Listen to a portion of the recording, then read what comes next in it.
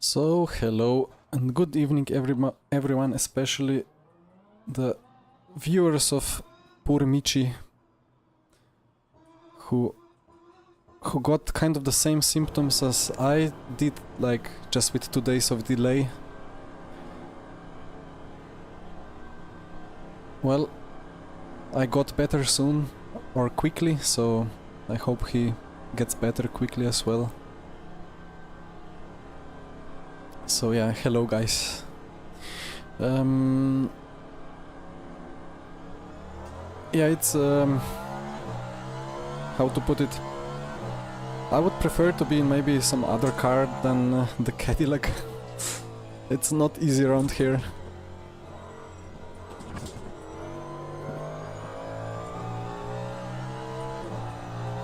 But there is nobody racing it, so I don't know why. It feels fast, it feels really good in some phases of the corners. It's kind of difficult to set up, but if you know what you're doing, it's quite neutral and eats the bumps and so on.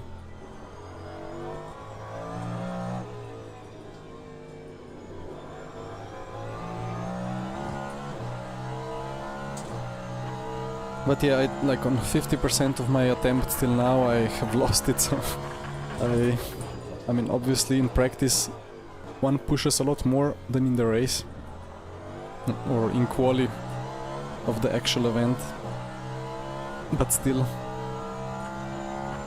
I hope the audio volumes are fine. I think last time my mic was slightly too silent compared to the engine.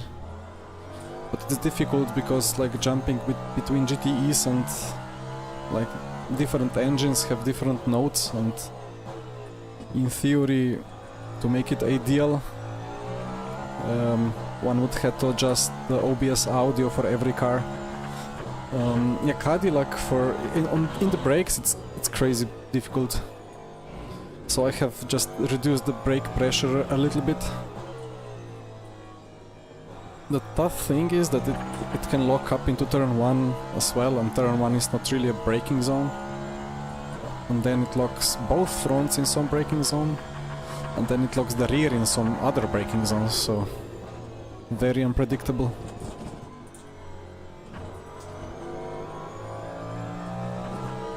But it turns well, like in medium speed corners. It kind of rotates more than other cars.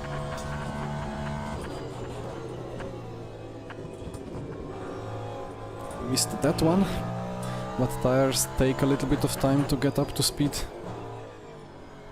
And that's the first of the lockups. Oh well, first of many probably. Audio is fine, copy, thank you. Let me just close this stream preview so I get a couple of more FPS.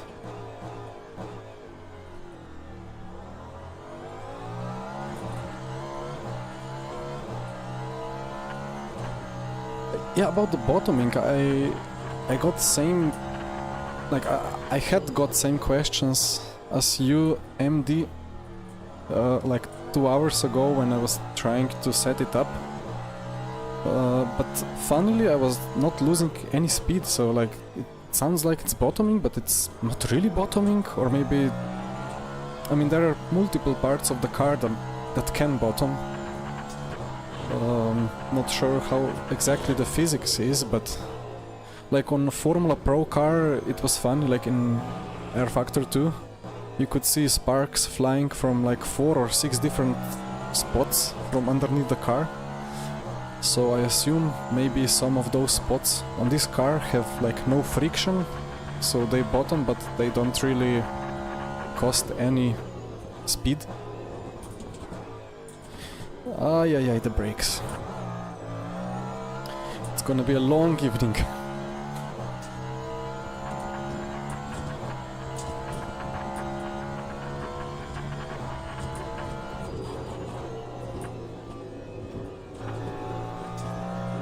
But either way, I would not be against the Americans going to Sebring with some fresh asphalt and removing those old concrete blocks with cracks. and just put some nice smooth asphalt like here. But they have to keep it historic or something, I don't know. People need to struggle and experience pain, I don't know.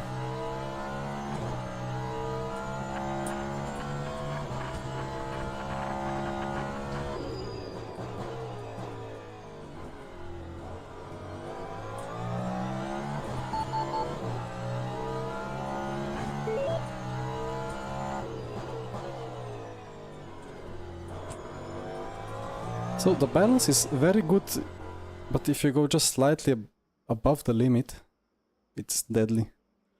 So let's try to stay within the limits. Thank you, Joao.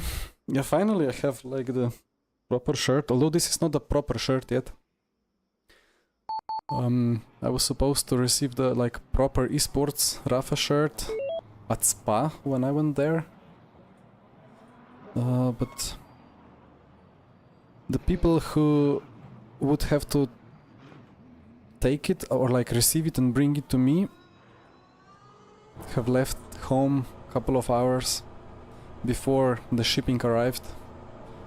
So I just have like one of those general or like non-esports shirts. Yes, Michi, I mean, I in my opinion this is how quali should always be.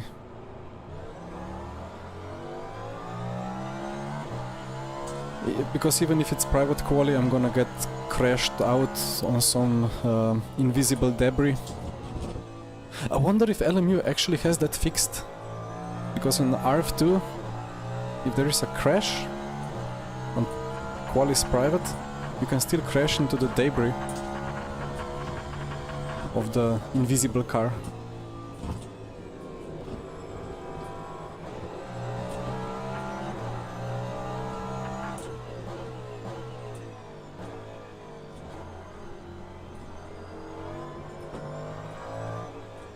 Well, I mean, they could keep it bumpy, and there are bumpy curbs and everything, but they could just fix the big cracks and like all the very uneven stuff.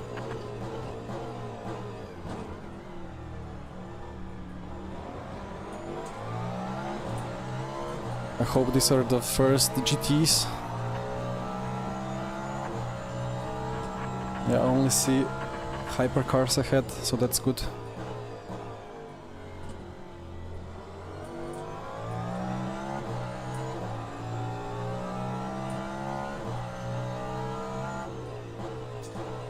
Yeah, I did see some people with quite fast lap times, but in the practice you just cannot know if they are on low fuel or on the race fuel. I think I did some like 1 or 2 very good full tank laps, but they were quite lucky laps.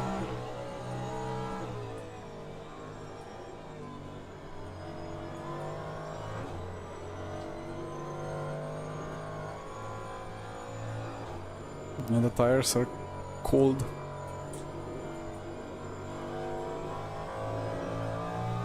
The GTs are coming from behind.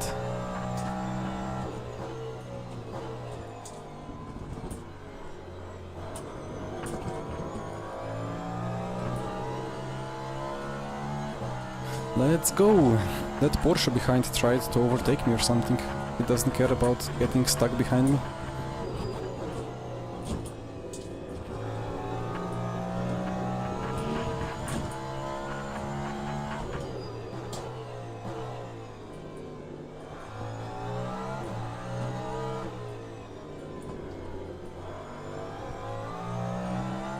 That rotation is really good when it happens. Cannot make it happen in Porsche or Ferrari hypercar.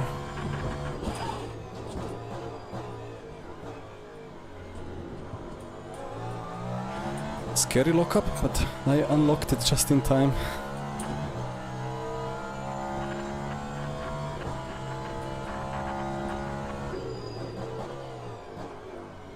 And here the rears lock.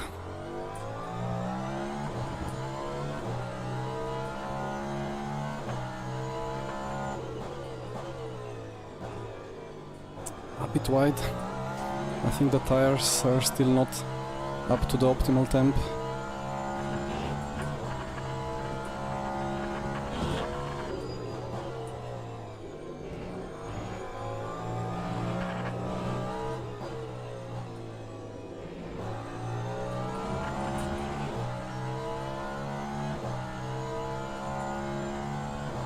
Thank you, MVN, or was it Marvin?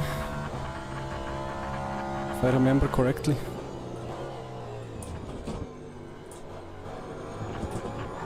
Ay. Struggling lap, but should not be slow. P2, okay.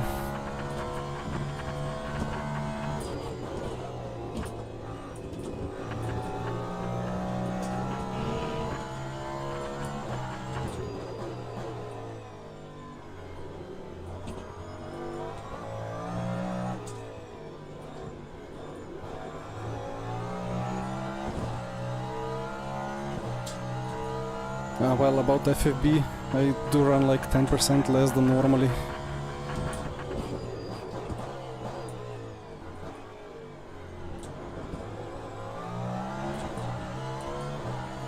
I was too cautious on the brakes.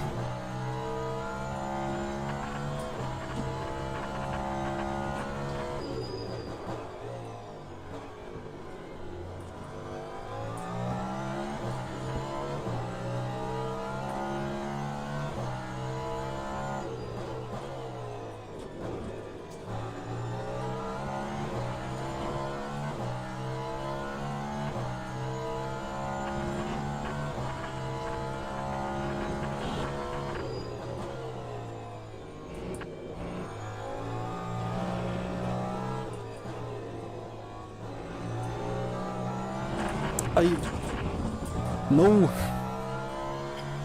I figured out this car kind of likes to die a little bit if... Oh, nice lag. If just like going slightly beyond the curb. Where is that temp car?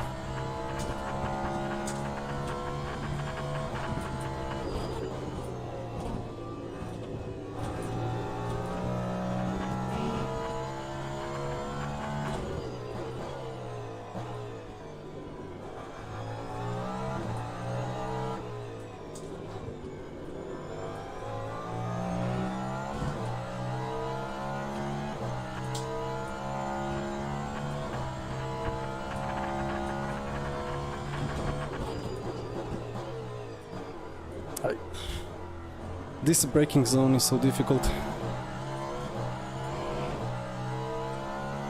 Feels like you're braking too early and too late at the same time. So difficult to manage.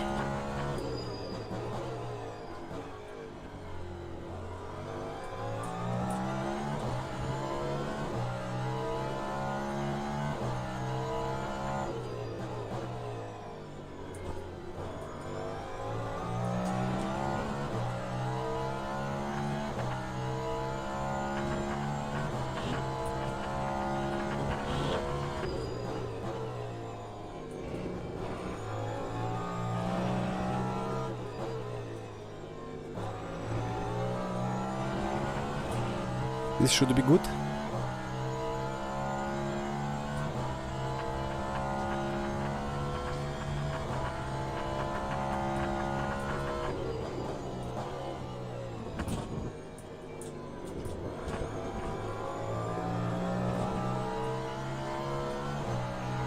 Well, maybe I got held up by that car a little bit, but that was fine. One more run. Out of breath already, oh come on.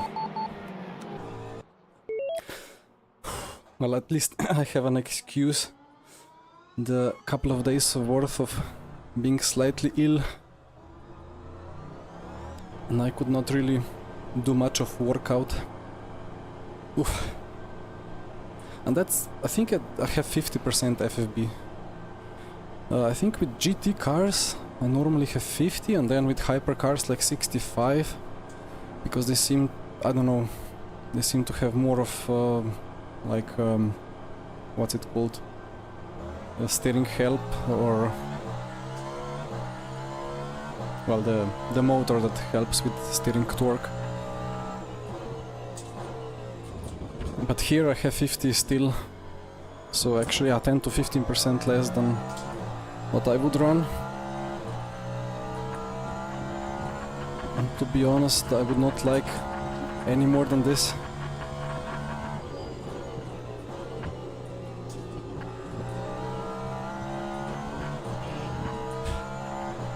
Well, Mitch, it's always more fun without any cue practice. It's how every esport should be. Somehow make it not viable to practice quali. And then everyone has to find his own way, instead of just deploy the esports muscle memory.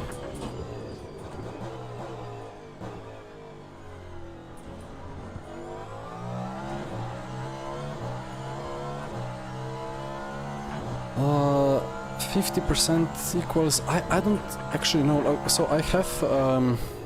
well, it's more complicated like that. So I have SimiCube 2 Pro, which has 25 Newton meters max, but I use 75% in the TrueDrive profiler. That limits it to around 19 Newton meters max. But you can still get clipping, like... I mean, by clipping I mean the game requests full 19 Newton meters or more, even with just like 60 or 70% in-game FFB. So yeah, like in RF2 I need to run like 0.35, and still like on some high-speed corners which have curbs and so on, or maybe some banking, it can have it can like produce that clipping sound, which is like kind of a warning from inside the servo, as I'm getting stuck behind the GTs a little bit. That's gonna be tricky. I'm not sure if I can actually get a clean lap in, so I'm quite happy to have done one good one in the previous run. But let's see if there is some clean space beyond these GTs. No, there is not.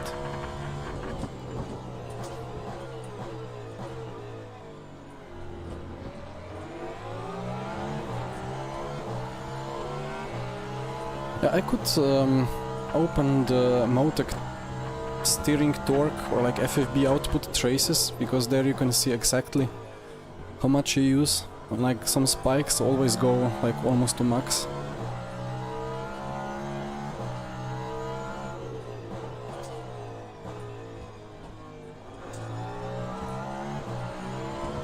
I have not checked that for quite a long time, to be honest. Like before with Trustmaster wheels, it was always about finding the maximum available FFB that would produce the least clipping, or like that would produce clipping over curbs where you don't really need FFB, but would have max FFB in the corners because they were just so weak wheels. But with SimiCube that's not a problem, so it's gonna be hard to ever really have any significant clipping. Well, let's see if I can get that Corvette before T1 and use the right side. Very good.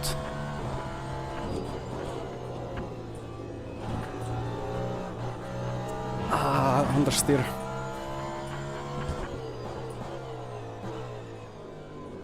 And front left lockup. Everything is going wrong. Ah, tires are not up to temp, but they seem to need like two outlaps. Yeah, like 70 Celsius, that's not really up to the optimal operating window.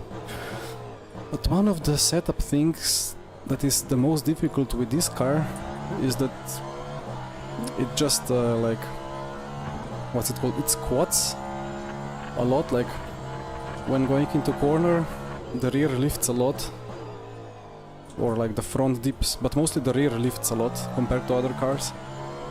And then going onto power, the rear squats a lot, despite relatively stiff springs. Like especially on the third spring element, it still does it.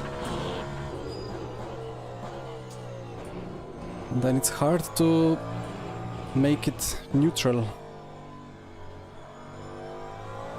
There will always be a little bit of rear snappiness into corners and understeer out of corners.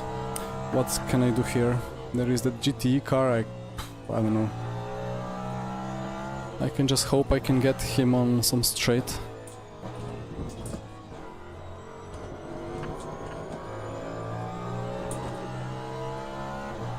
Ah, he's finished the lap.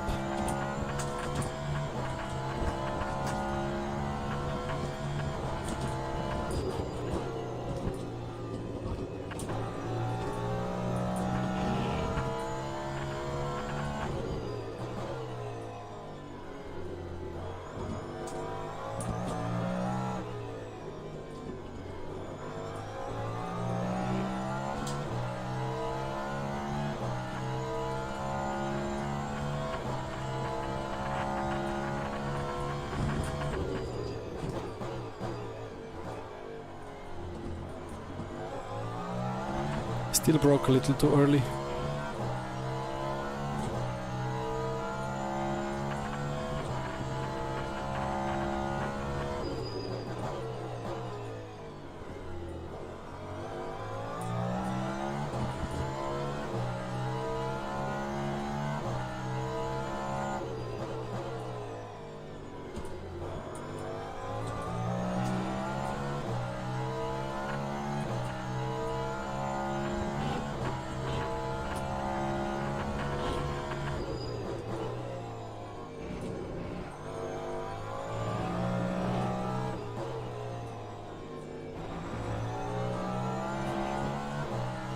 I should have opened up the exit a bit more, but got scared by understeer.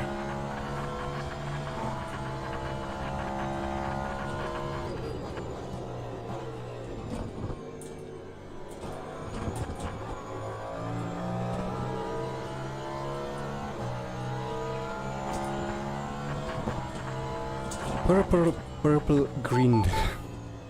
That's nice. Gonna make the fuel saving a little easier now. Can you show the conditions on track after you finish? Well,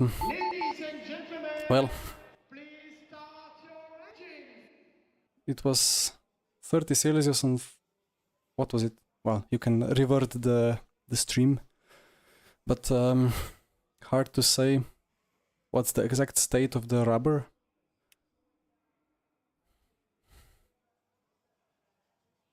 We should stop open quali, says Mr. Thump. I don't know. Well, with multi-class events, it's always tricky. But let's load that race setup.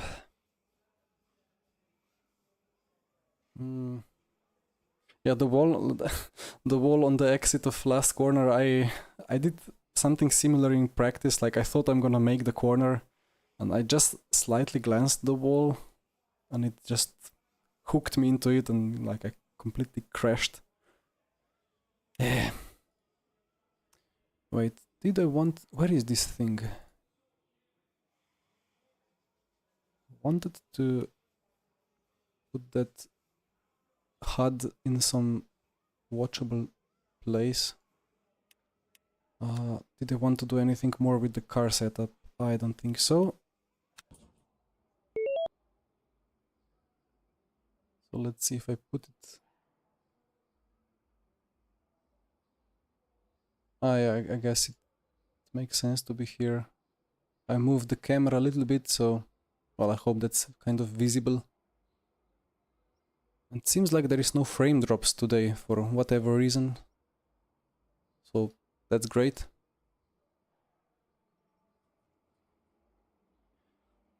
Okay.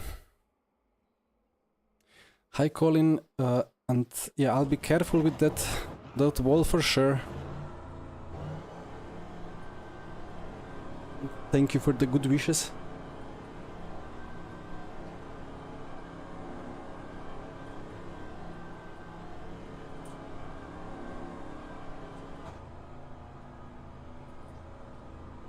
The pole position should be on the left here. I don't know why it is like this. Anyway, out of line, copy. It's first gear. Warm the brakes a bit. And let's have some fun.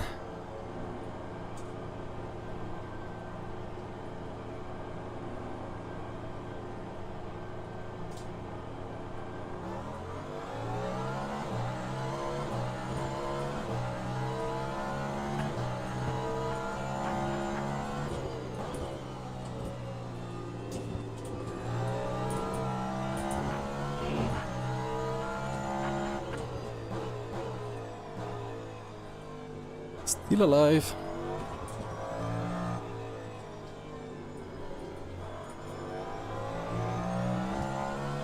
Right, so first consideration, the Ferraris are a lot more efficient than the Cadillacs, so they probably have a lot less weight.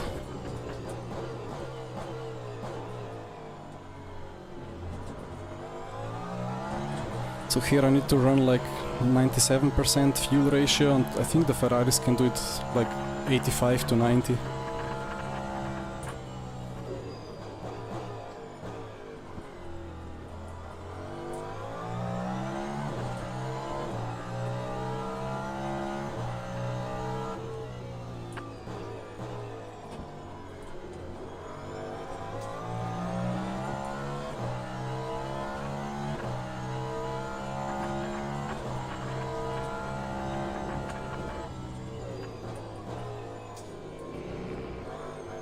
And for the strategy, it's one stop versus two stop. So I can do 26 full push, 26 laps, and I need 28, so it's quite a lot of fuel saving, but not ridiculously a lot.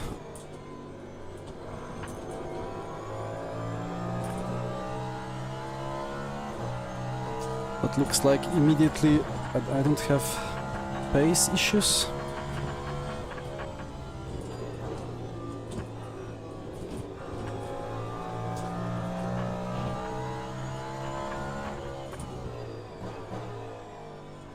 But I did use a bit too much of virtual energy here.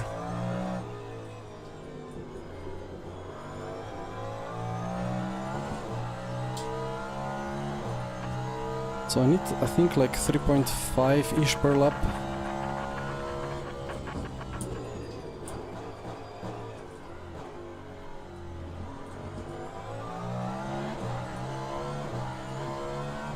And it looks like everybody else has similar ideas about fuel saving.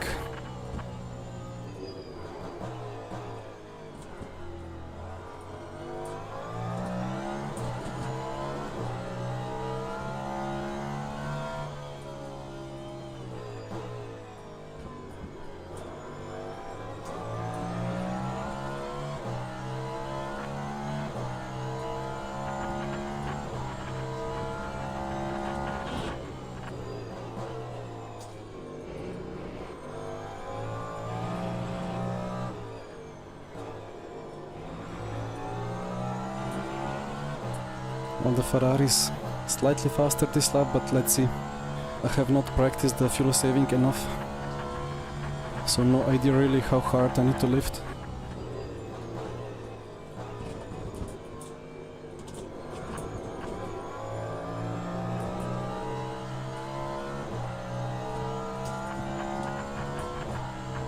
Okay, that's perfect.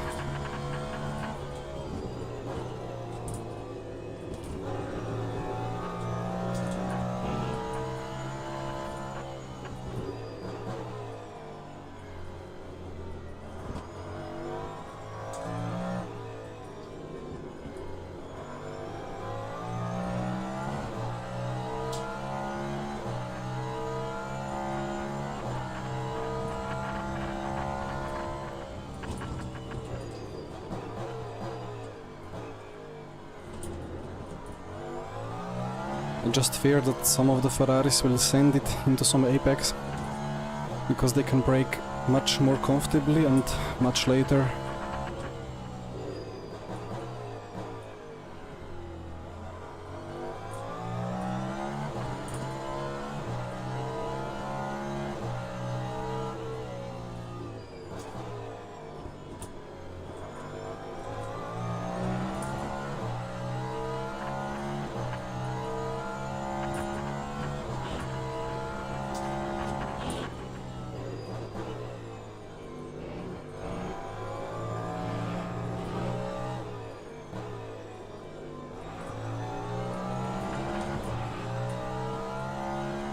Yes, Mark. Well, Mitch and I spoke a little bit about it before, but he tested it very quickly and I have not really tested it.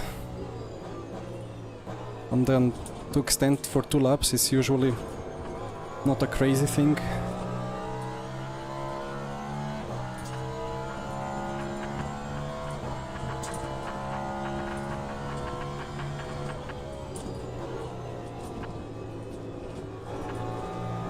And indeed, when it comes to endurance and multi-class, it's usually better to go for the slower strategy on track.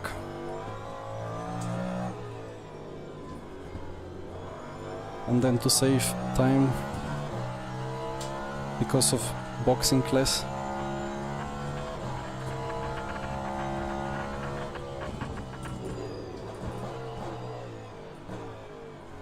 That Ferrari becomes very big in my mirror every time into that corner.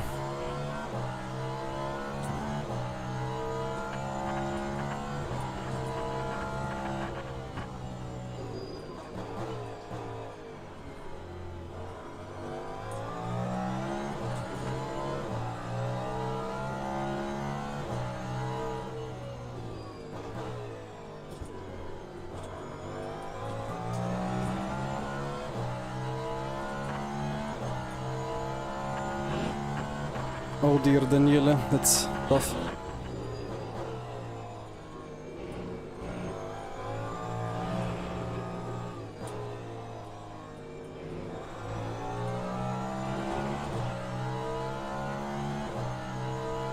Ah, it was you, appearing and disappearing. Yeah, no worries about that.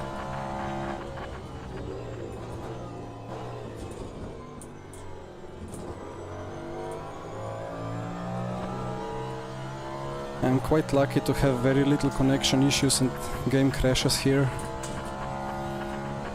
Well, maybe they have secretly sent me like a streamer LMU build that has less crashes or something.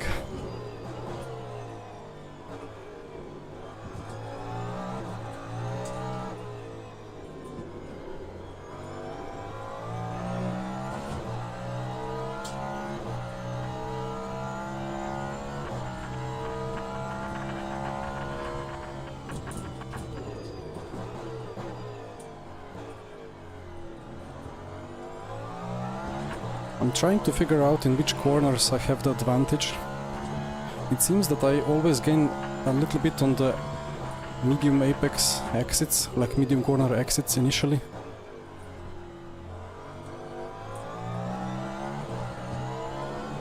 And yeah, from my knowledge of how Ferrari drives, it's very good on the brakes, it has crazy downforce in high speed, but it always struggles to get the front around slow and maybe medium speed corners.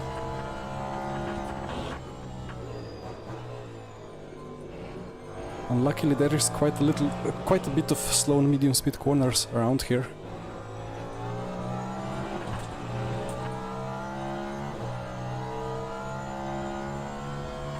Oh yeah, Daniela, that's gonna be... yeah. Let's see.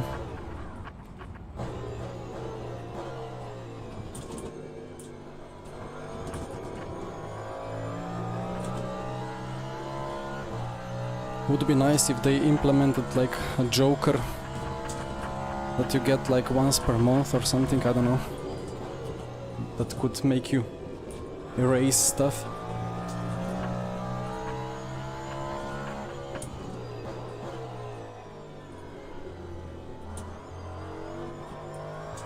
or at least like a system that could determine that it was like a connection lost, and then and therefore it would not take away the DR.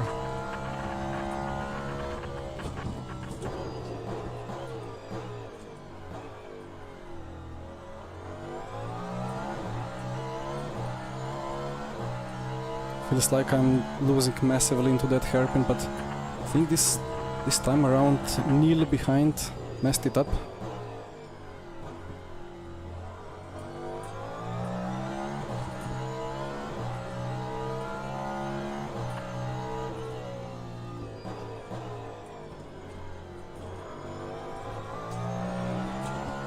To be honest, I could use a little bit of breathing space from behind, because I might be a little bit behind on the fuel saving.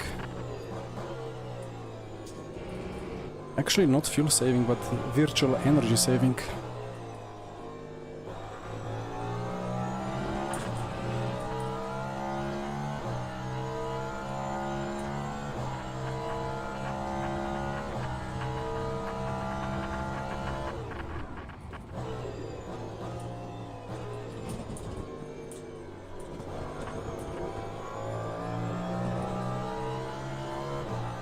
That wall on the exit is closer than it appears.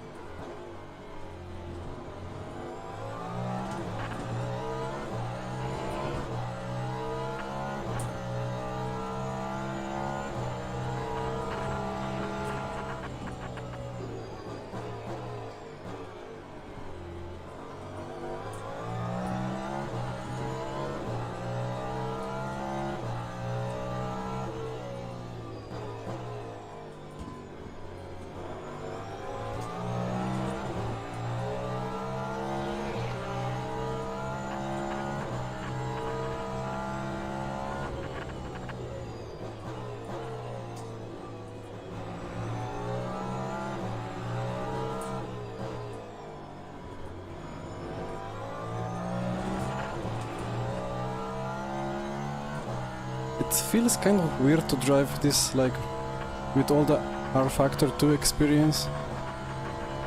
Feels like I'm just so much off pace and just not using the car enough, but I know that if I lean just a little bit more on any tire, it's just going to understeer or oversteer or lock up.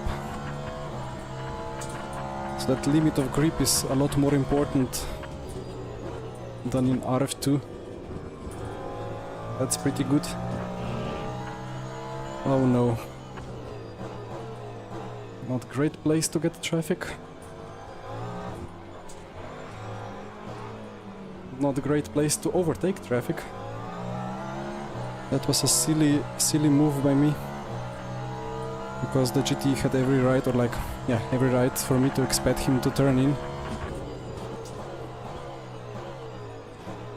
I cannot stop in time for this. I think I caught the Ferrari behind by surprise for braking so early, but I cannot brake later.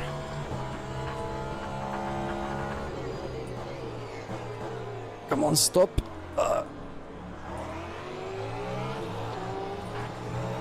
Shh.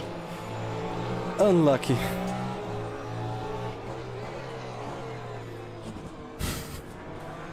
Well, here we are. Traffic gives, traffic takes away. I thought I'm gonna overtake both Porsches and then have nice margin. And then I got boxed in.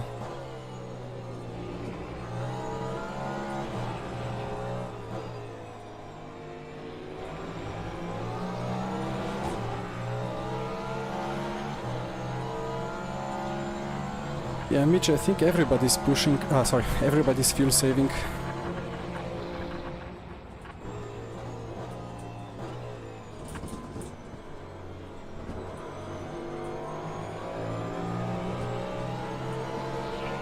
I could have dived him into the apex, but the GTE ahead did not make it realistic, I think.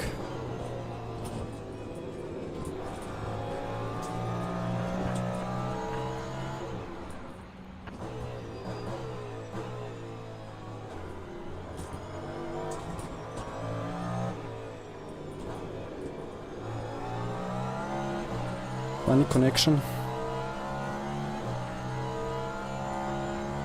Or funny car balance, but... Oh!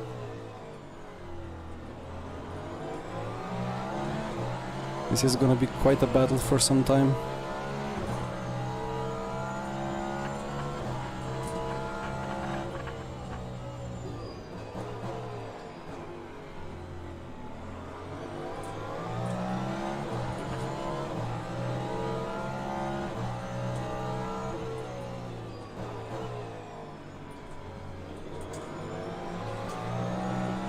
I think Neil is struggling quite a lot at this point.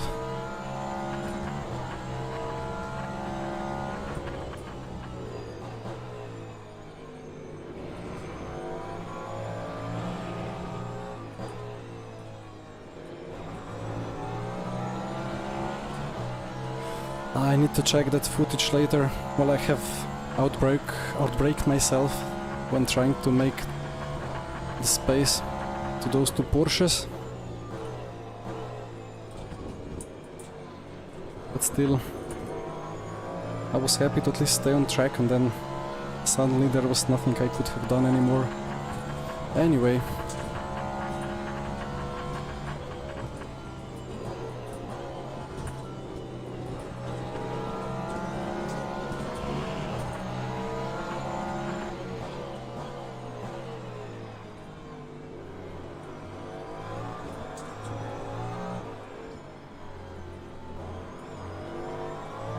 Traffic gave one back to me, but that was a little bit of an unrealistic attempt from Malgera.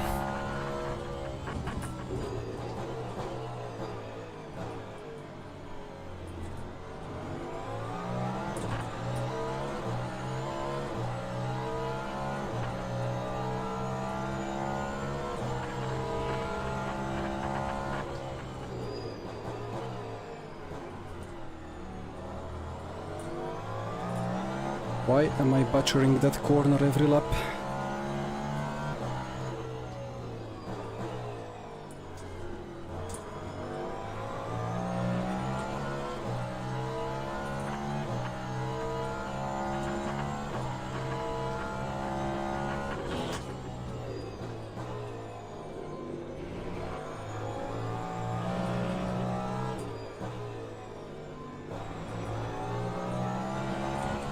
Sure have a little bit of pace on Neil ahead, at least in sector 2.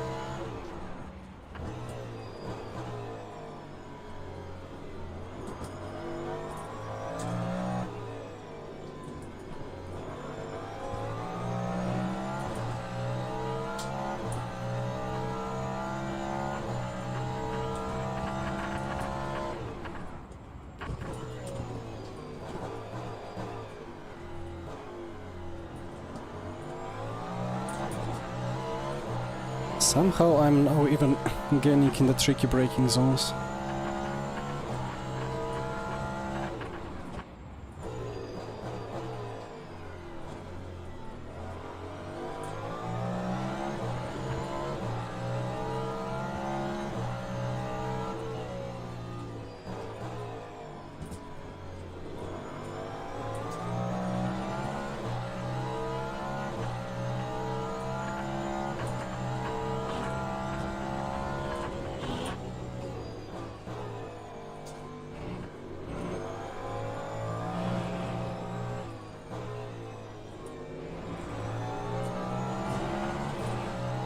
I don't know, it feels like Neil could have pace to even run away, but if he only like didn't miss the apexes.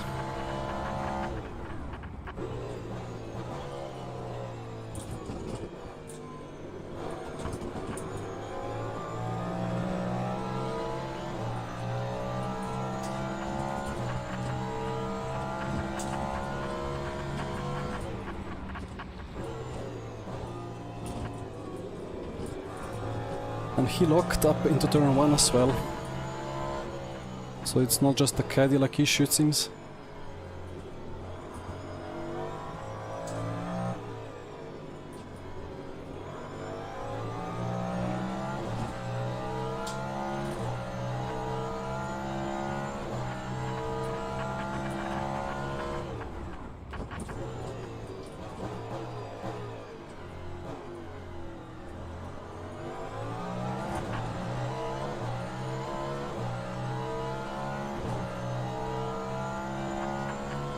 I think I have overfueled slightly.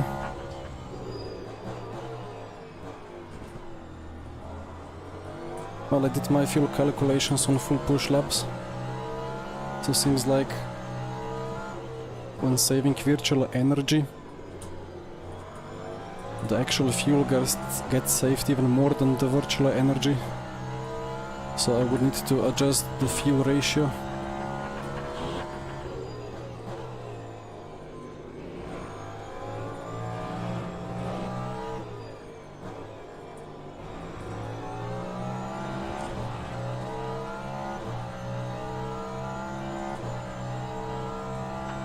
So maybe like 9.5, 9.6.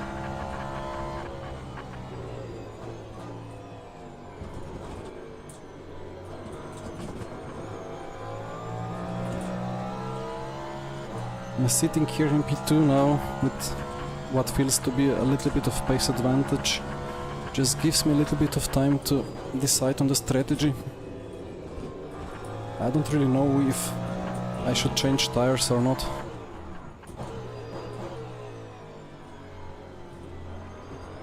Supposedly the tire wear has been increased when the tire model got updated.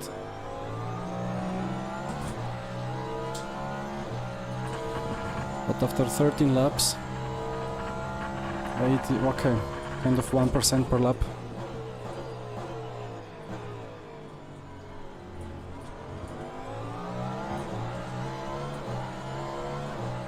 And it's gonna be 56 laps. I don't know when the cliff, like in RF2 it would still be good. Because the tires could go below 30% even.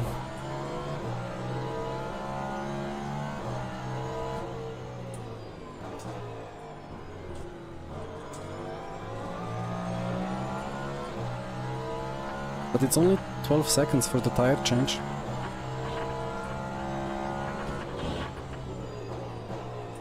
Then the question is just, are the tires then half a second quicker on average or not?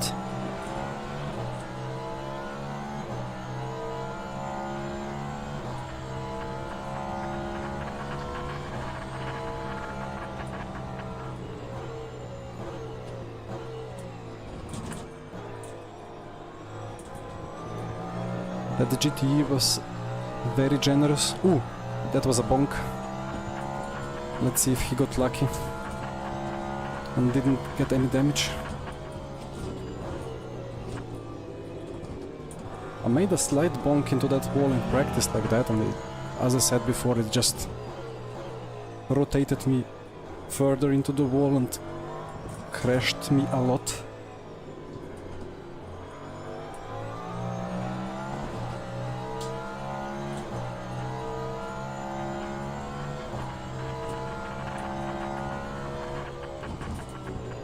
Ooh, big lockup.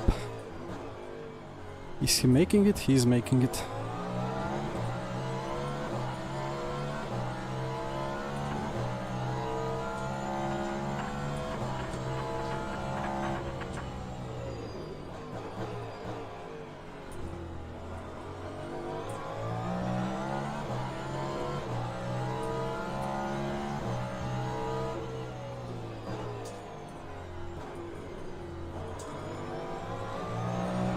missed a downshift there. I thought I was in third, but was still in fourth.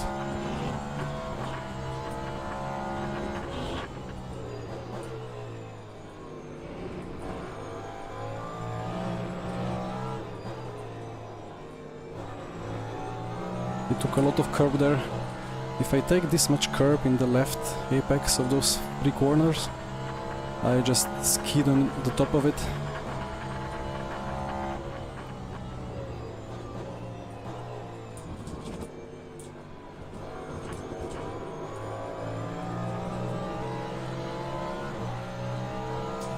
Yeah, I think Cadillac is max RPM. In the Ferrari you need to short shift a lot. Ooh. Okay. I should have gone for this. I was ready to... Uh-oh. I was ready to lift and coast because I was not far enough alongside. And then he lifted so early.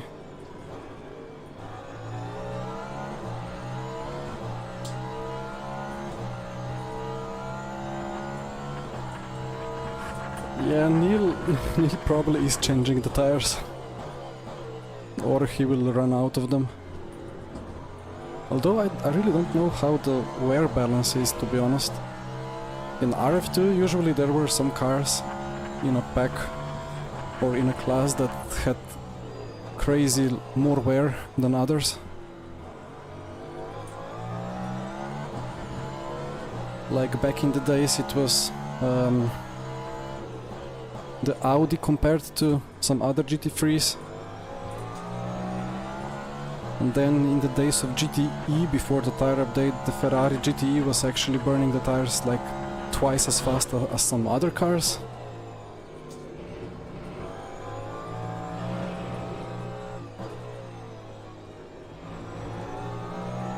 I have not ever really measured it in LMU.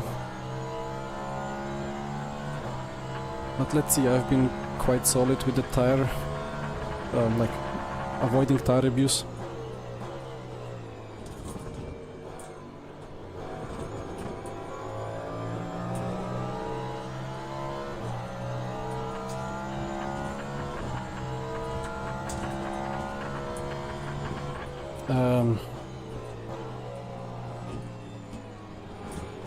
Not great.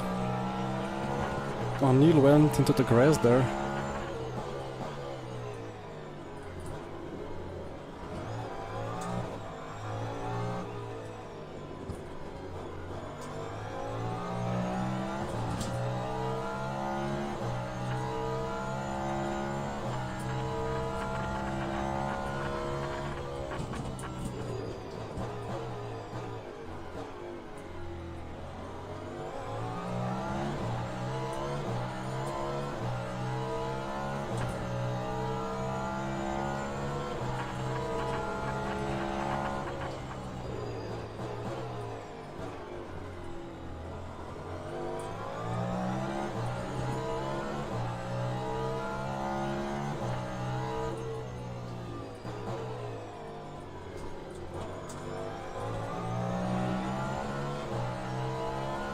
And I again started to make the mistake. I need to check virtual energy not over the start finish line, but here at the pit entry.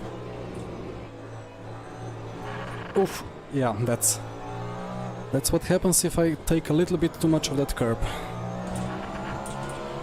But the Ferrari seemed to be able to take all of it. So 12 more laps, like from here, so that's alright.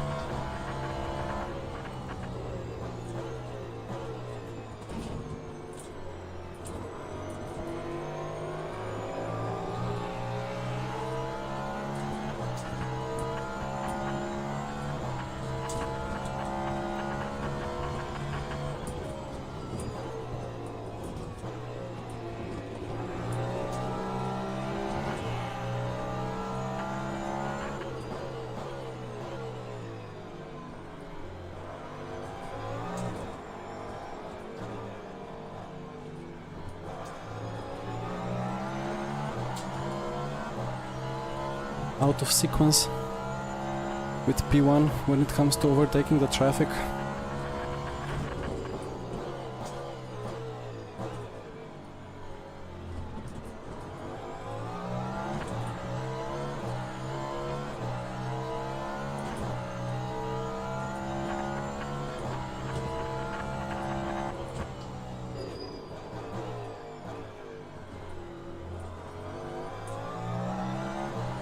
That curb is funny.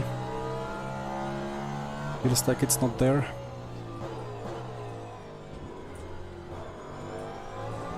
And then if I take that curb on that exit a little bit more, then it kills me.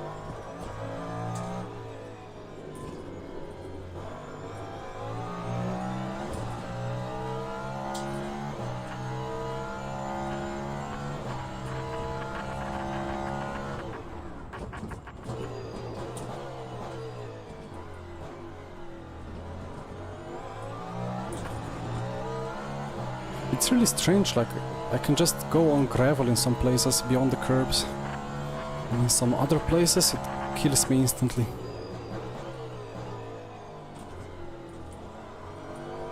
Like here again, I take it, not much happens.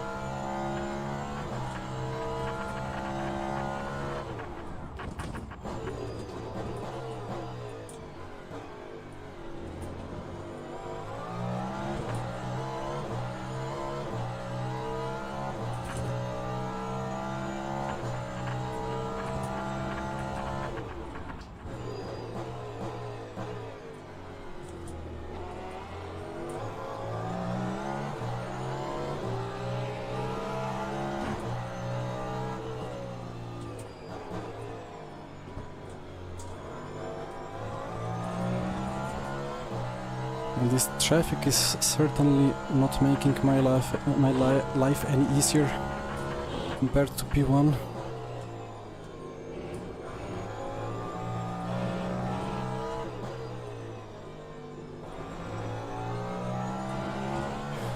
I need some water.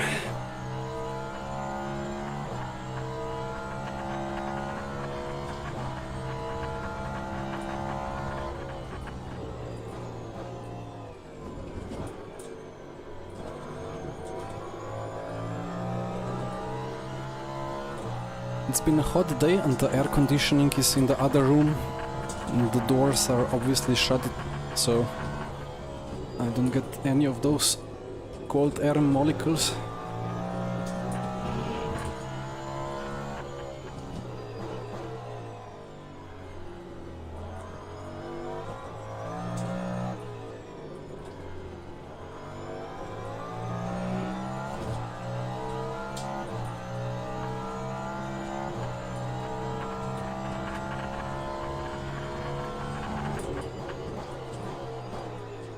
not far enough. Sorry for the scare, Mr. Porsche.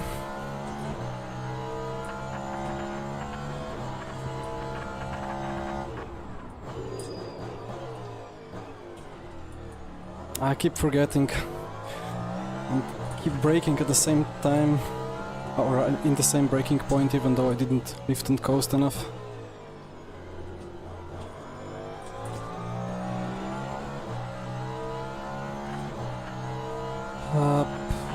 Good question, Hyper, I don't know, let's see.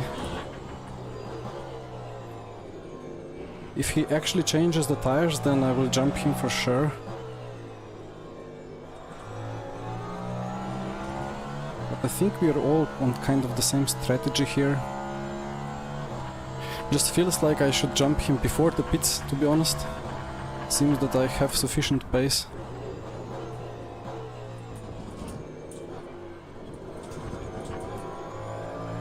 I just lacked a little bit of racing luck or racecraft.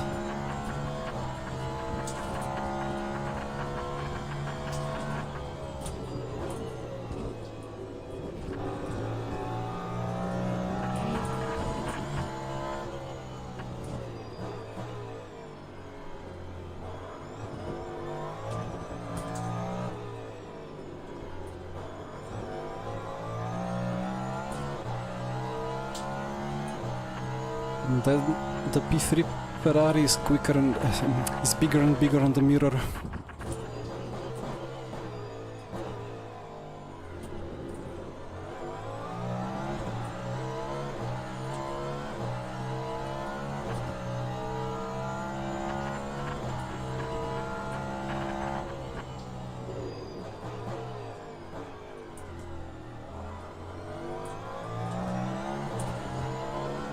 I'm really missing the R factor 2 lap counting,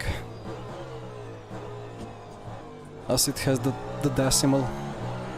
Here it says lap 21, but I can never remember what exactly that means.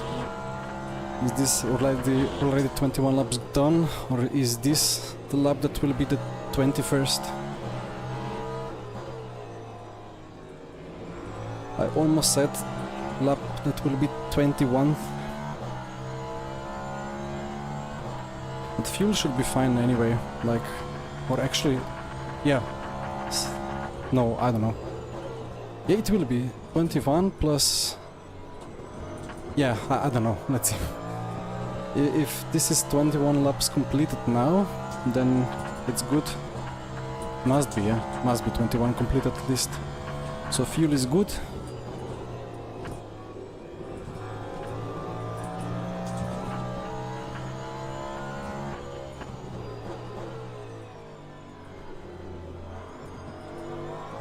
That's one of the things that I have to put onto my steering wheel dashboard instead of the relative.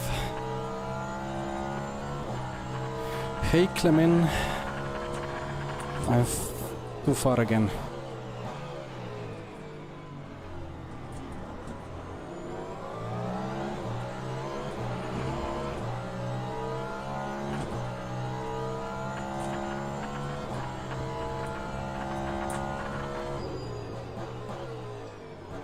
I'm too late on the brakes again.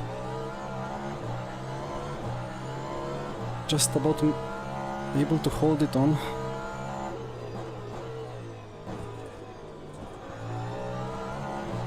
This is not easy.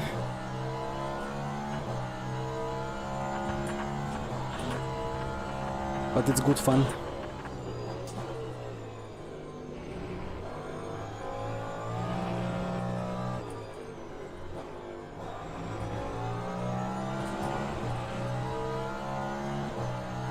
Don't overtake my friend Neil. Understood. Try to get him as soon as possible.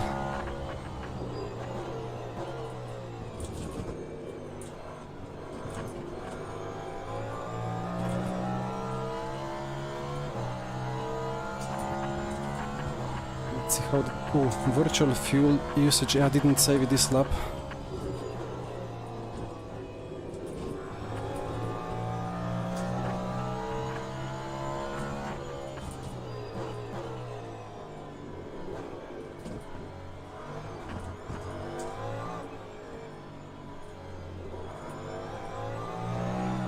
Man, I don't know. Maybe I should change the tires as well. Like the rears are wearing more than the front, so it's gonna be worse and worse.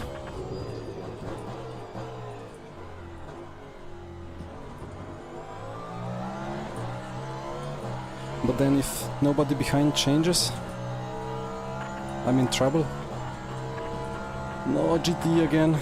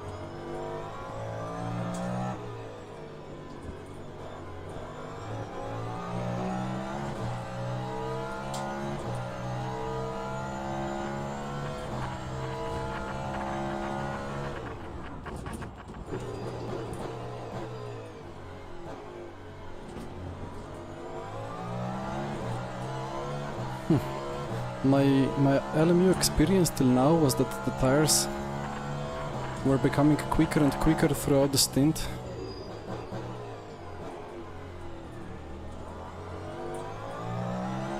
I don't think it's really the case here, for some reason.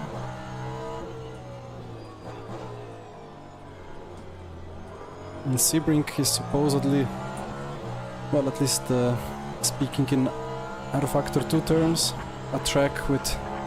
Why? Well, I'm cutting this one.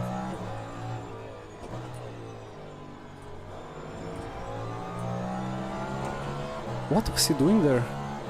Beating or what?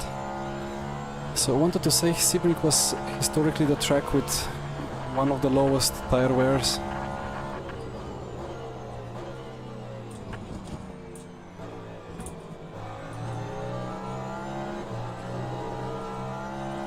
Now that would be a brave move, but I saw the helicam and it was quite safe, to be honest.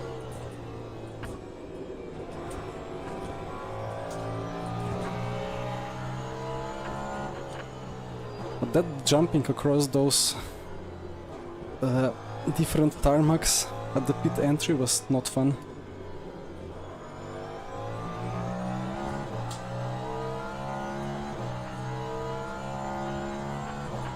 Just cannot close up to Neil again.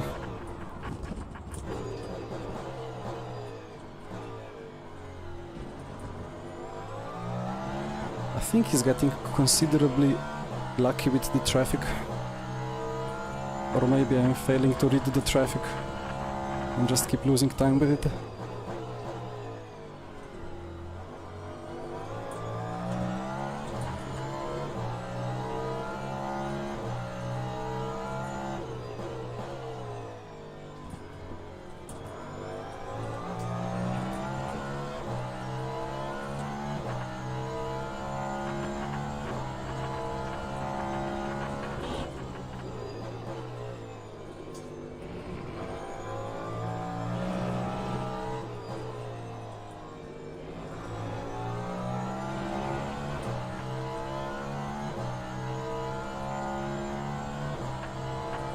So if this is half a second slower,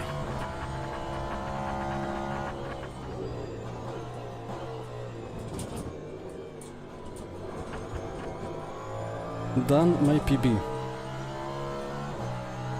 Oh, 4 tenths. I don't know. Well, now I got purple S3.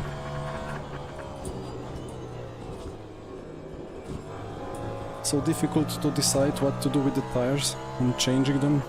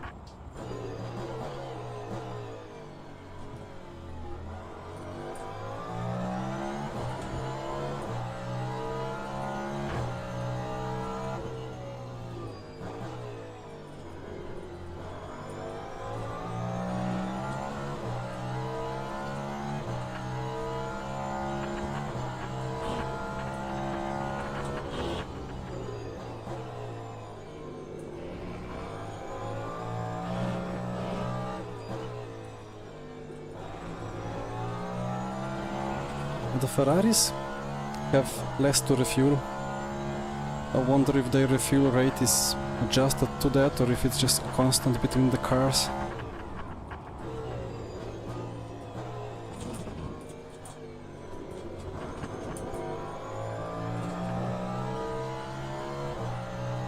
Now I matched my PB.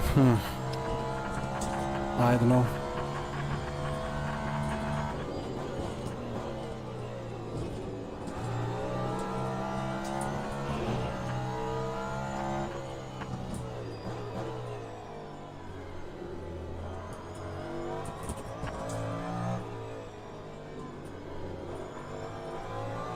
...28 laps and 12 seconds to recover on new tires.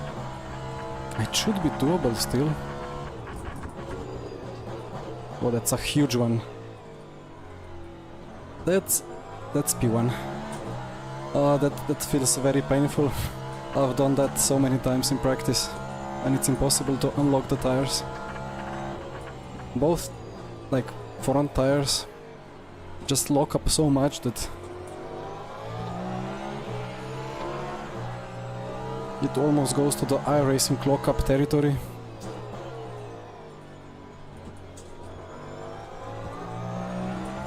And I know that I've said that now many times already, but it's actually quite difficult.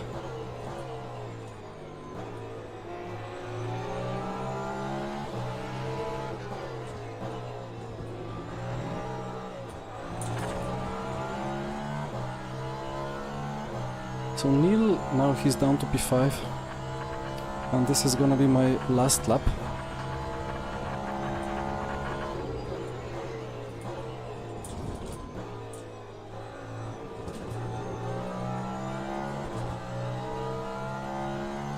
%71%. I don't know if I'm comfortable with that.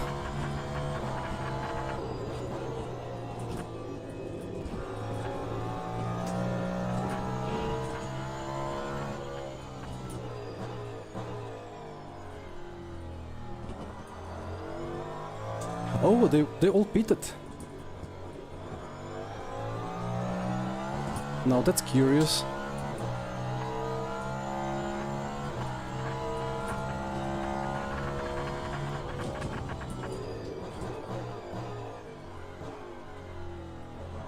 Well, there is a scenario where we are just going so slow that it's actually not double 28 laps, but it's 1 times 28 and 1 times 27.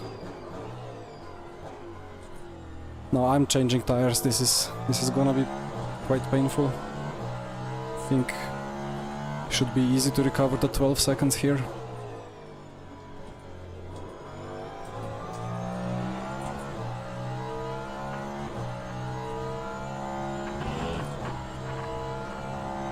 So box, box, box.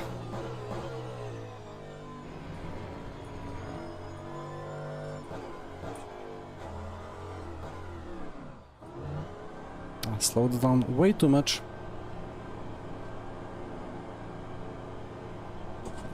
But anyway.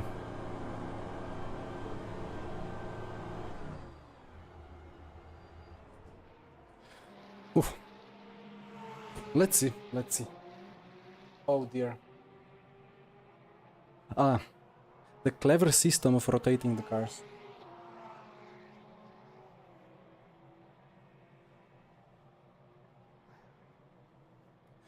I always get the PTSD when a car boxes right ahead of me. But let's see if I'm gonna even need to go like this.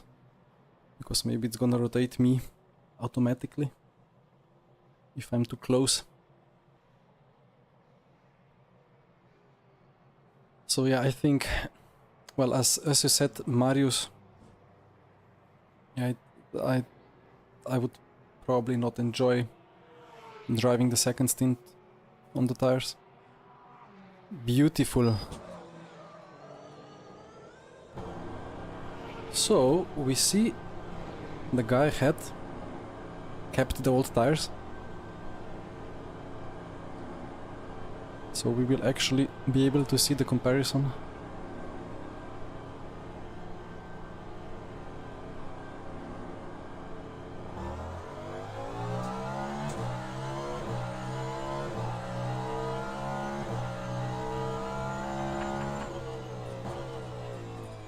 Ah yeah, cold tires. Like actually cold tires. Forgot to account for that. But it should be good. Within a couple of corners.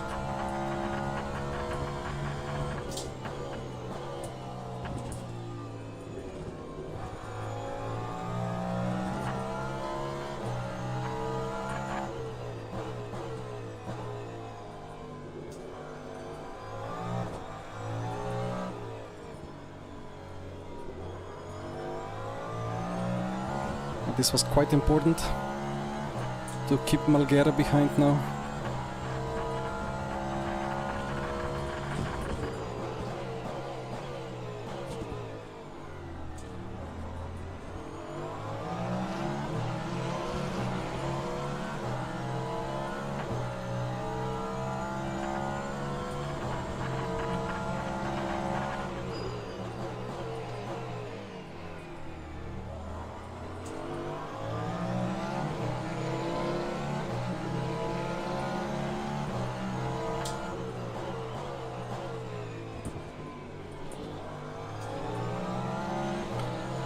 I will have to concede this one.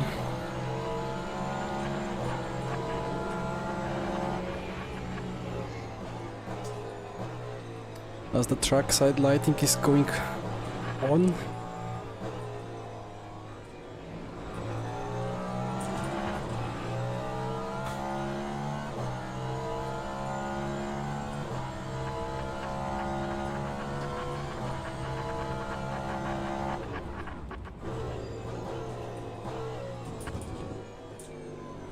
So now he needs to save one lap more than I.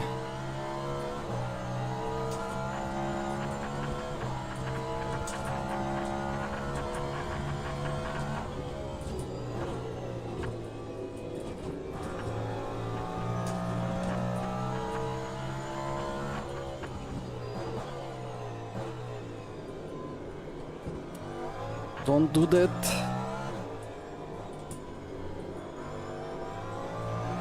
I know the track is a bit colder, so tires will take longer to warm up.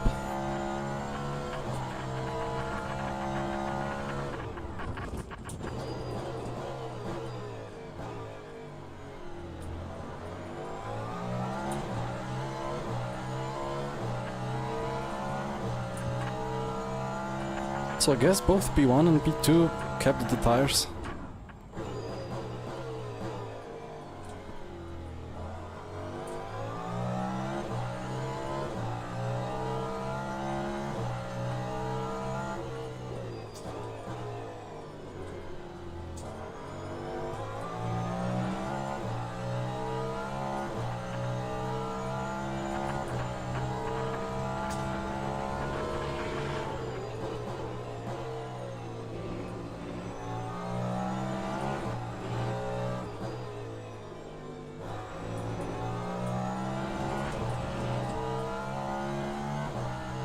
Ah, P2, well, the leader only boxes now.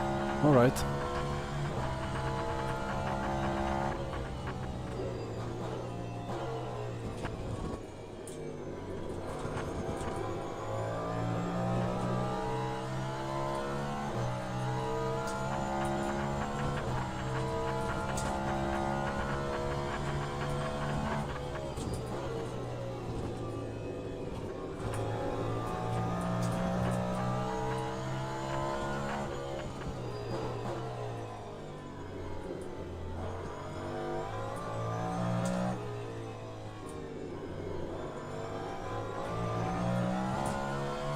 Either my tires are still not up to temperature yet, or Malgera in P2 is doing a two-stopper. Those lockups imply he's not fuel saving.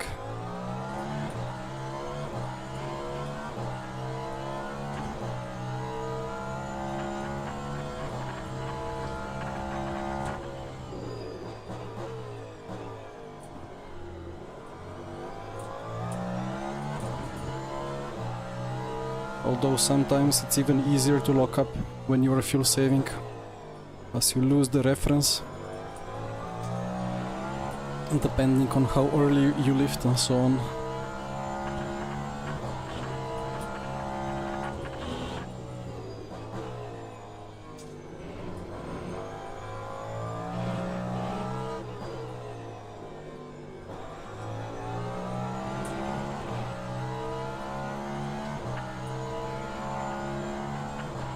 I think we have gained like a second on P1 now.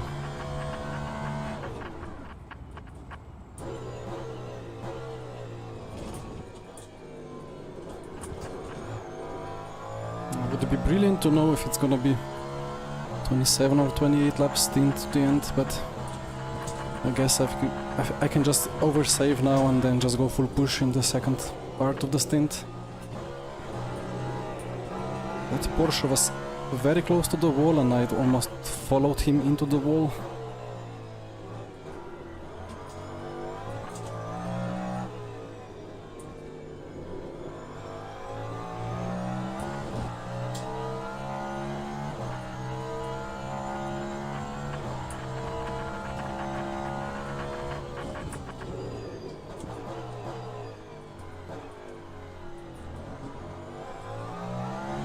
Is it possible that Malgera would box again?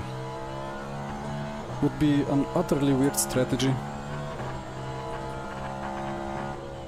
Like 27, 26, 2 or something like that.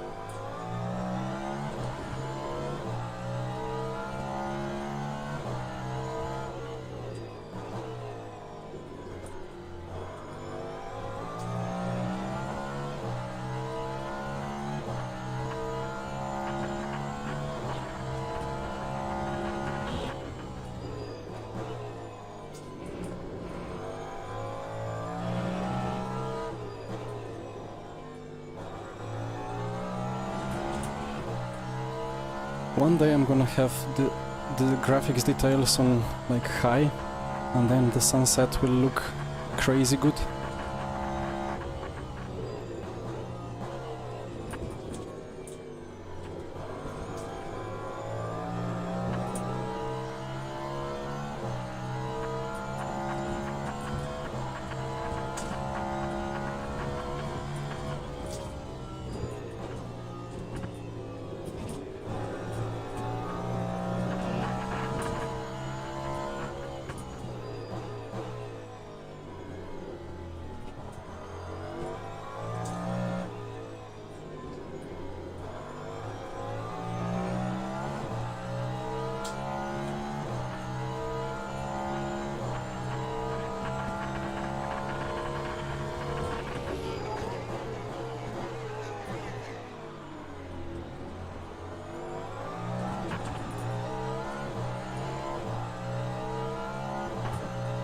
And Neil is closing in on me from behind as well.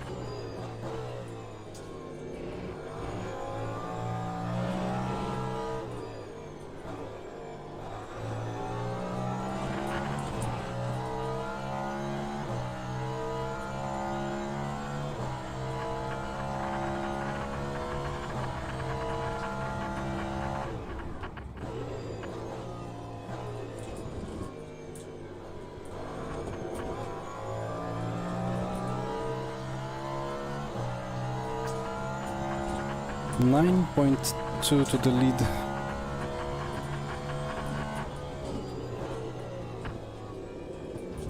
That's too wide, but alright.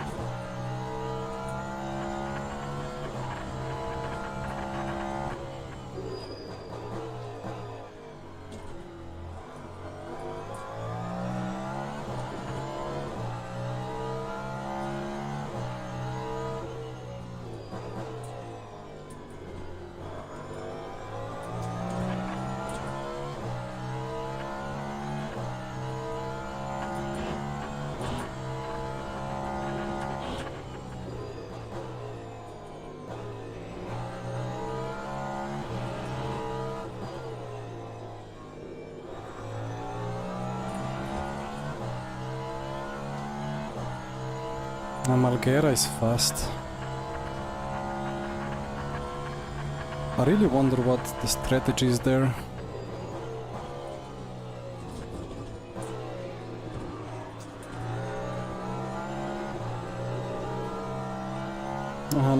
Now that we know that all car classes have cold tires, if they change during the pit stops, it makes such moves around the outside even more scary. But maybe he did not change the tires anyway. It's just so easy to forget that there are like, well, cold tires in LMU.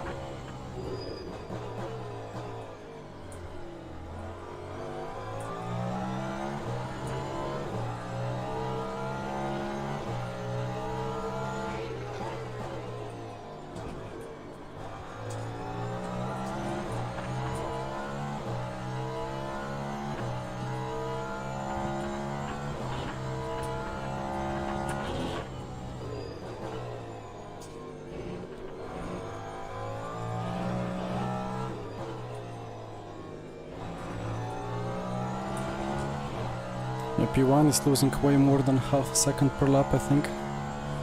Probably he now wishes he changed the tires as well.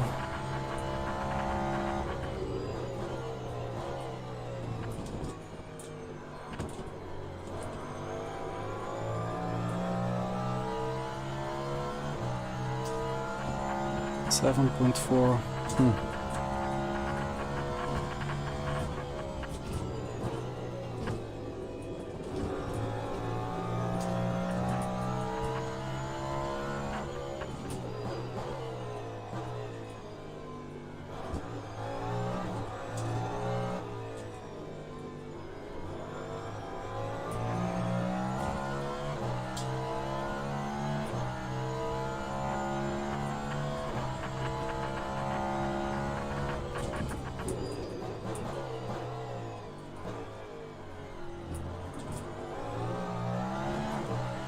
Is the time of day like on normal time scale? It felt like it went dark very fast.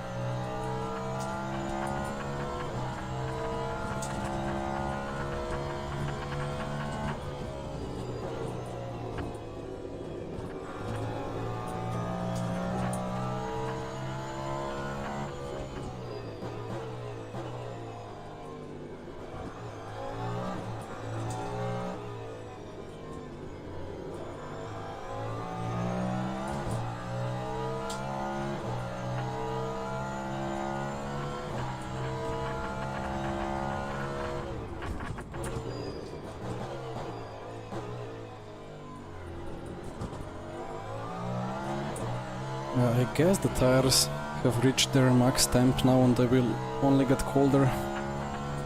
So lap times will be slower and grip will be less and less.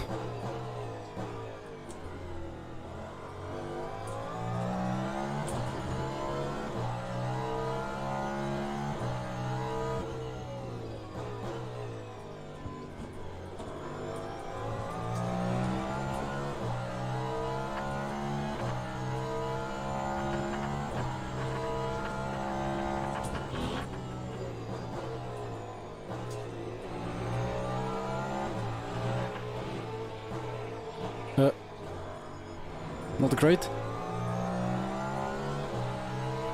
Ah, that was Mr. Barclay with the brilliant Peruvian internet.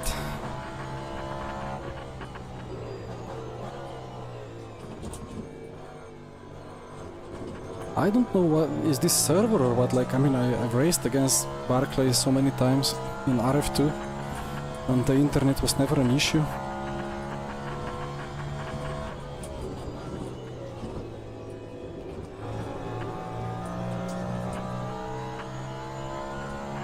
Like, I raced against him in the past, like side by side, tightly, when he was driving through his Peruvian internet.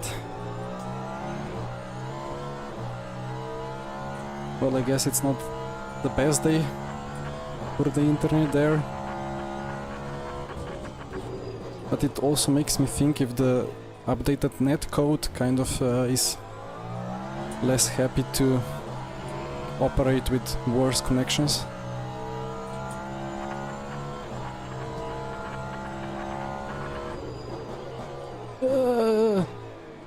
Yeah.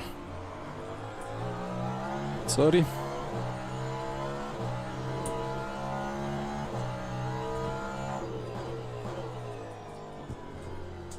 To be honest, I didn't want to go for it. I just like, I think the strategy is to like brake in a straight line and kind of go for a gap, and then if the GTE seems to brake a lot more, you go for it, and then if GTE is good on the brakes, you just stop in time to let him take the apex. But sometimes, or when we are driving the Cadillac or some car like that, it's easy to overestimate the braking capability. So I would have straight rammed him into the rear if he took the apex, which is not good.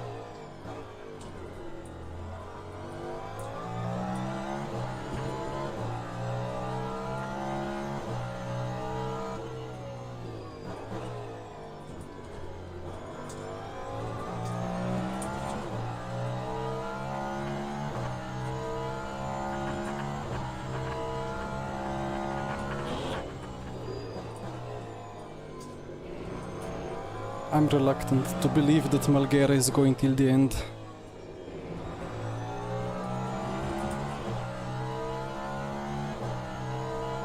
I mean, the gap has kind of stabilized at like 3 or 4 seconds, but he have to fuel save 1 lap more than I.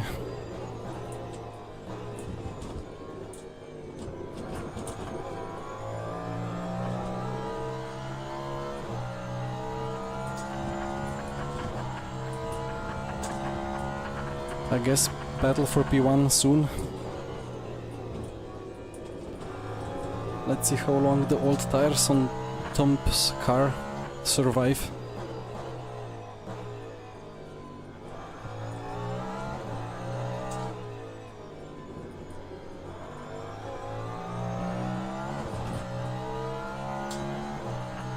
But it looks like now that the track temps are significantly lower, it's much more easier to keep making PBs lap after lap.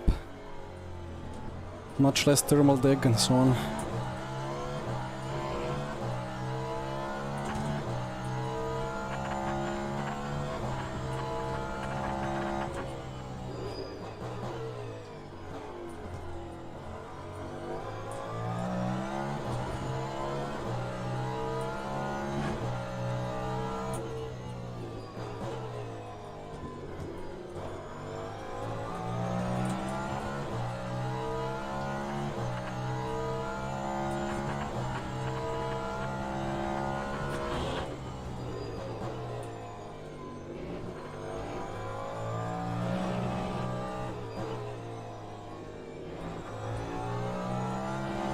So I was in fact wrong about the temperatures. I thought the tires would be worse now, like grip-wise, but that's a purple S2 even.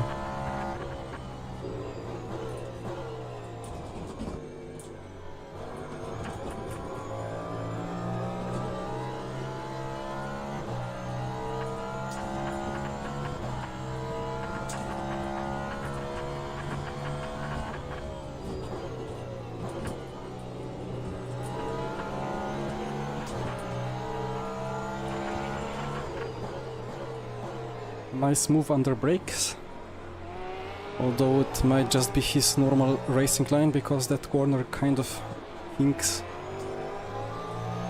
in the middle of the braking zone.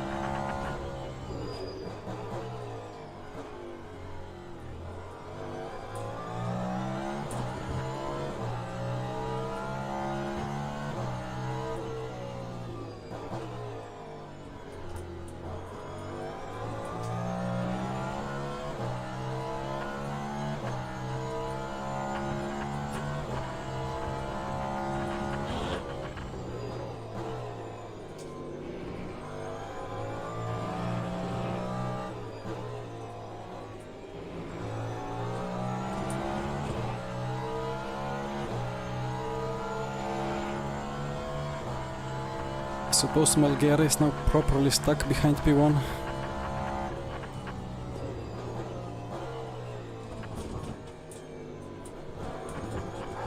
Oi oi oi.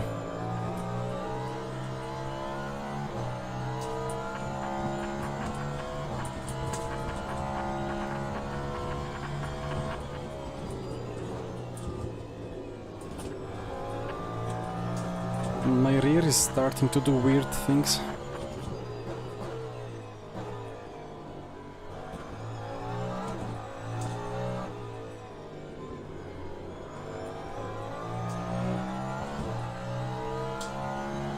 Well, I could always increase the front ARB or decrease the rear if the situation gets too much out of control.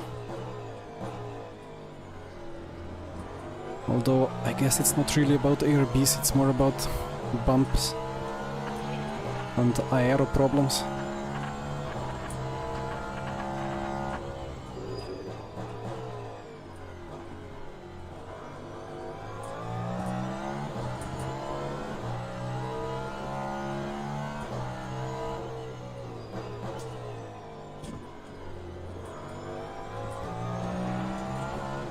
Now that curb is scary as it dips away from the track.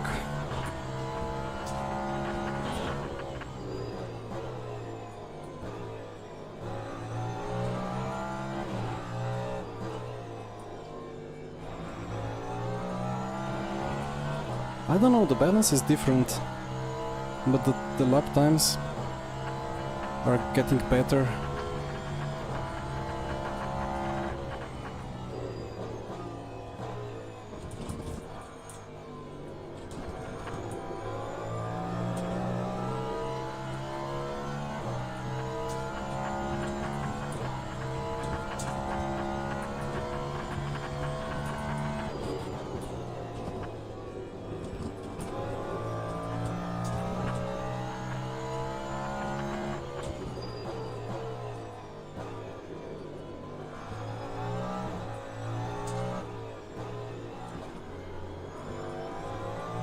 Iwan now for sure wishes he did change the tires, although, well, you need to gamble, right?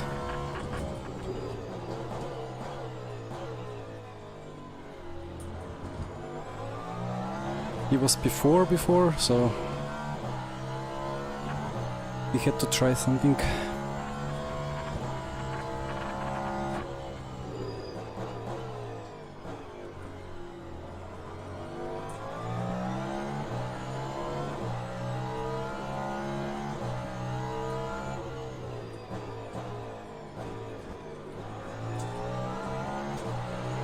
I now need to immediately get through.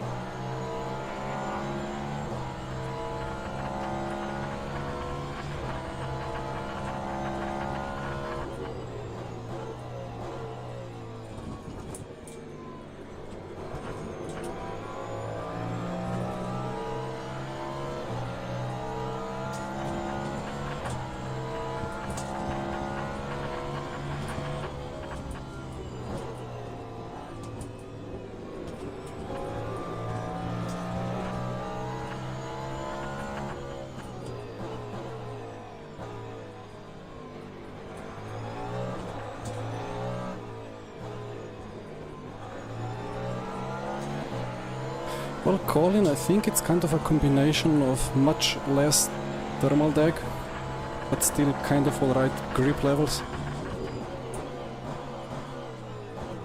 He kind of let me through there. Well, thank you.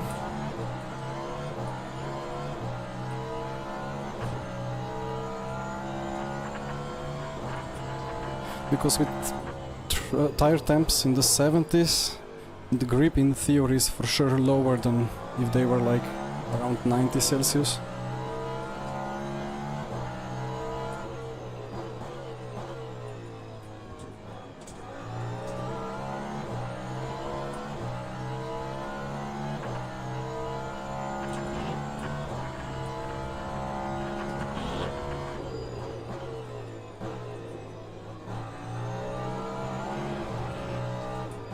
And it kind of does feel like it's less grip. But it's still faster because the shape of the tires is just better and the fuel is less. So we have been clever to switch the tires.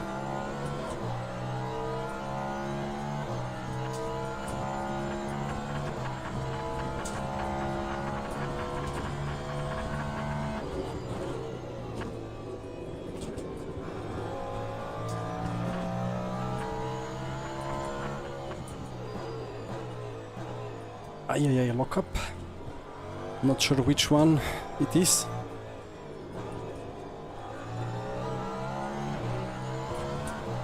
But I've not been locking up too much.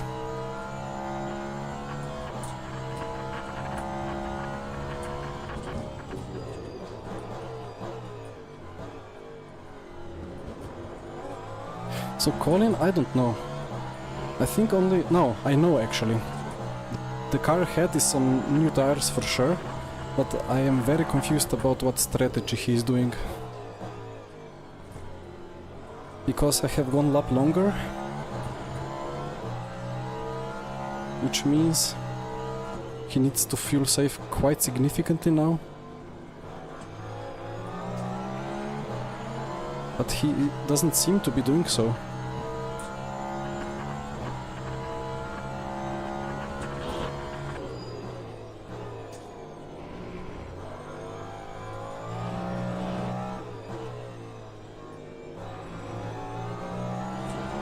Like I would think it's like 2 stints for the whole race, like 28 and 28, but he's then doing 27, 29, and 29 would be pretty slow.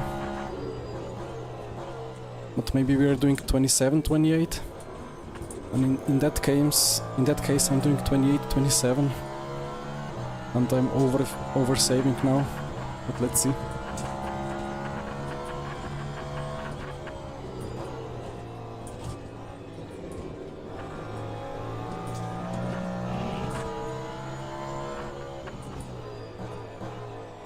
I keep doing this. Come on.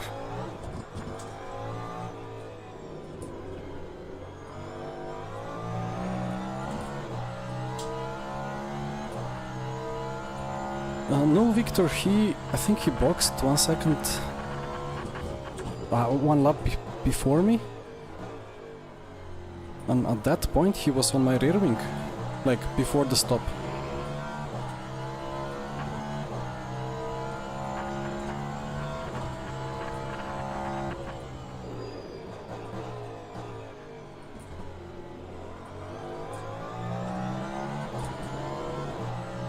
And he even suffered from the cold tire thing. So he would have lost even more time because of that. But he was right on my rear immediately.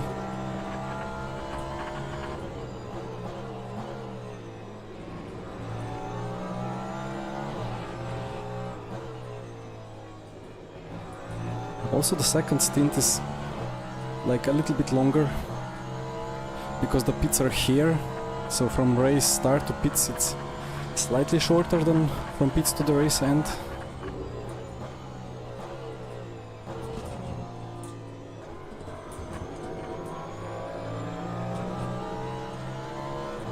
Yeah, I can do 9 more laps. I hope that's enough. No, he's for sure fuel saving.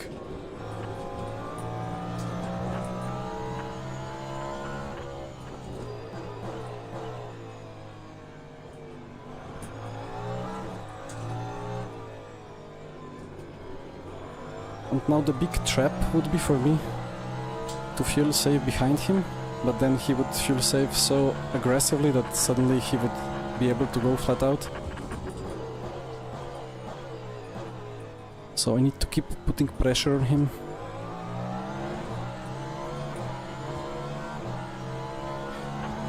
Yeah, Victor, indeed.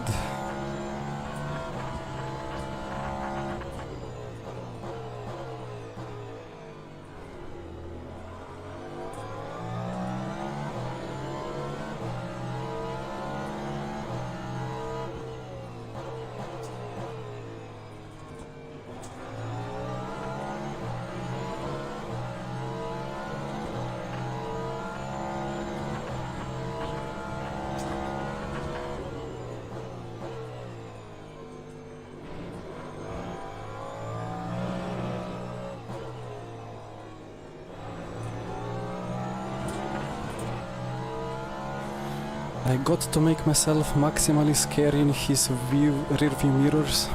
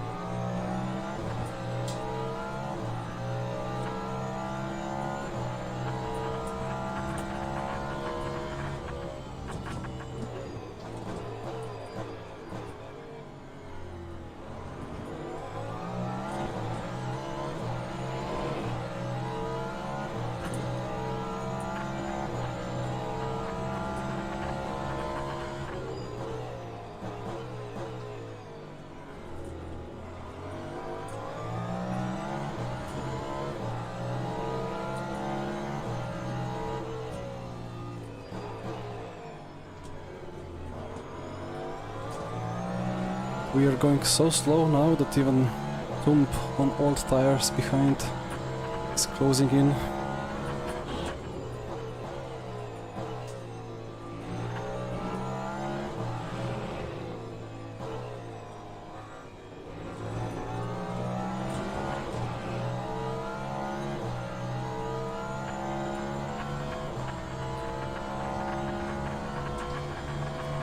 Yeah, Victor, I will see. Yeah, turn 1 is tricky because it feels like 1 is close enough, but when the actual apex arrives, the gap is different.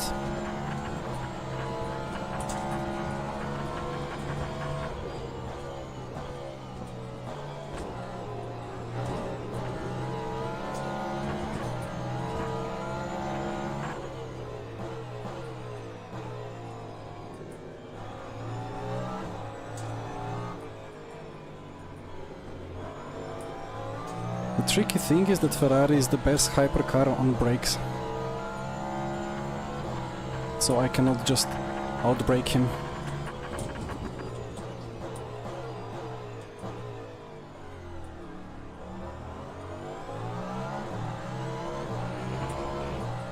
Yep, I just needed him to outbrake himself.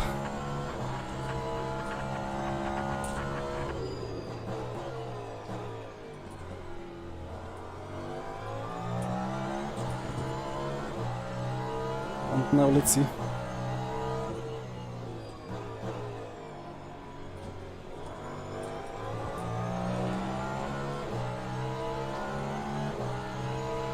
He surely needs to fuel save quite a lot more still.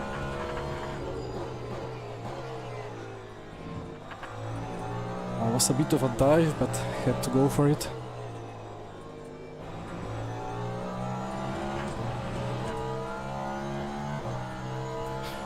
Yes, indeed, Colin.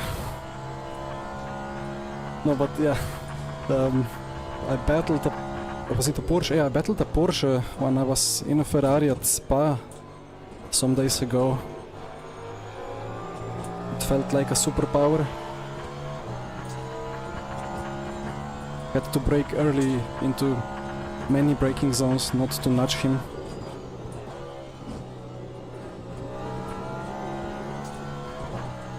Although I think Porsche is worse on brakes than Cadillac. Worse, but more stable. No! No! Well... I doubt this was a server crash. But this was the first ever LMU crash for me during a race. In all these months. It always crashed like before, in quali or in practice. Oh no, no, no, no, no. Well, what should I write?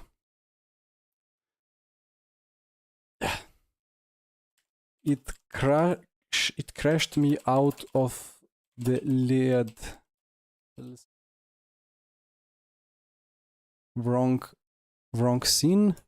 Sorry. It crashed me out of the lead. Please fix. Send. That's a shame. What we can do now? We can quickly check if there is Nico Barclay streaming.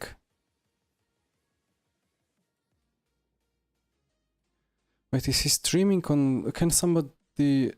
or like copy paste me Barclay's stream if you have it there? Amalgera is streaming as well.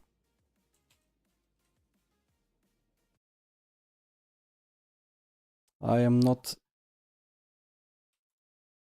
following them on Twitch, and I don't know about the YouTube channels.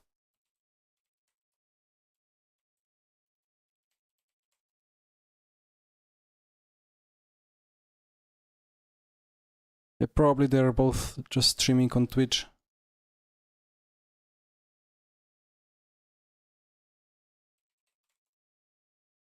Just need to see. But, well, anyway, that was about to be a easy win from there, I think. The fuel was good. I think I even oversaved a little bit. And Malgera was having to go a lot longer.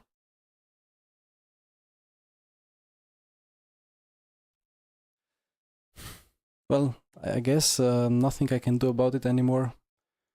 It's not a server crash, it's just a bug. What? Wait, I want to find like how is Christian's Malgera name?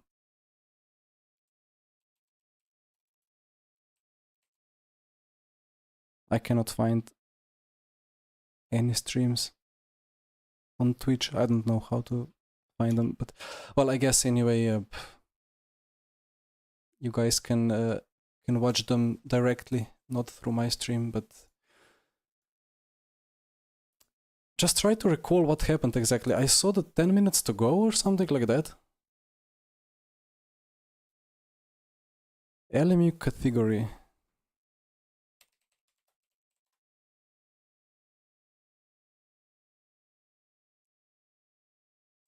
I'm a big noob when it comes to Twitch for now.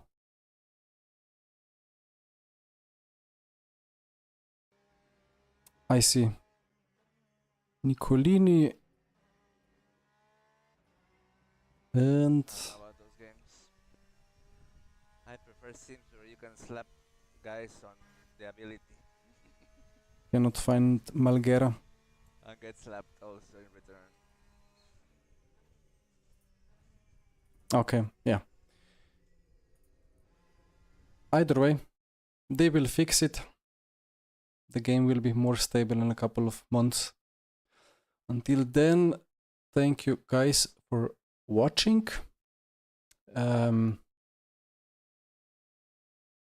Nothing else I can say, right? Well, have a nice evening. See you next time. Bye bye.